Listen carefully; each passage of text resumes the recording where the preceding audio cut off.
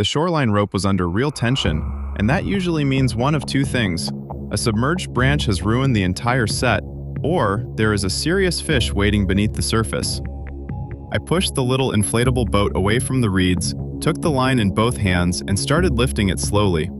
The lake looked calm, almost empty, but the cord kept twitching against my fingers. Then the water erupted beside the boat. A pike rolled just under the surface, wrapped in the mesh and still full of power. The strange part was how little of the net was actually holding it. It had not driven through the mesh in the usual way. A few thin strands were caught near the corner of its jaw, almost as if the fish had been trapped by a whisker. One hard shake could have released it, so I kept steady pressure, guided its head toward the side, and waited for the right moment to lift. With pike, speed is not always your friend. Those teeth can turn one careless grab into the end of the trip, pulled it clear one strand at a time, and finally got the fish into the boat.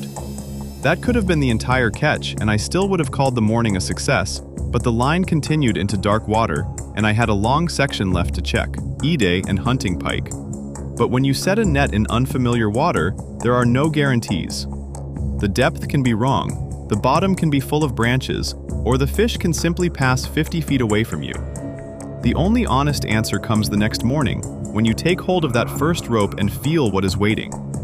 Net fishing is permitted here when the gear is registered and the local rules are followed, so I check everything on time and remove each fish as carefully as I can.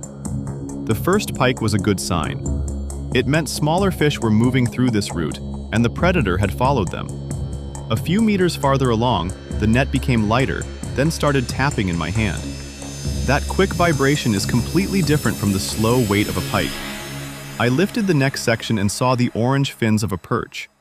It was twisted through several squares, so pulling harder would only make the knot worse. One loop, then another, and the perch came free. It was not a giant. Inspect, untangle, lower the clean section, and move forward another few feet. The line cuts into cold fingers, and the boat never stays exactly where you want it. The net drifts underneath, and suddenly the simple job requires both hands and full attention, caught across the body. It had rolled in the mesh and pulled several strands tight around itself. Empty water can make you doubt the entire location, but I had already seen enough to keep going. Fish do not spread themselves evenly across a lake. They travel in lanes.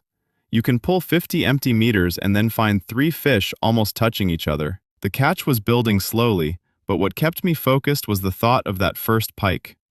If one predator had followed these fish into the area, there could easily be another farther down the net. The weight changed again. This was not the quick shaking of a perch. The line leaned away from the boat and stayed there, heavy and stubborn.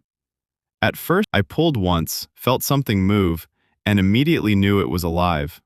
A pale side rolled beneath the surface, disappeared, and then pushed away from the boat. Another pike had found the net. This fish was not held securely either, and every movement pulled the mesh tighter around its head. It can twist free, bury itself deeper, or launch straight upward with an open mouth. Secured the fish behind the gill plate without touching the teeth, and lifted it into the boat. It was a solid pike, larger than the perch and eyed around it, but still the kind of fish this particular lake produces. If the lake mainly holds fish in this size range, the equipment should match the water instead of chasing a trophy that may not exist. With the second heavy fish aboard, the rest of the net felt almost easy, but it was far from empty. Small perch continued to appear between long, others had spun until the mesh looked like a knot with a fish hidden inside it. Then lift one thin cord and discover an entire chain of life beneath the boat. Perch were feeding along the bottom, they were moving through open water, and pike were patrolling the same route for an easy meal. I pulled the final meters slowly, expecting one last surprise, but the remaining mesh came up mostly clean. The first pike was the dramatic moment, especially because it was held by almost nothing near the jaw.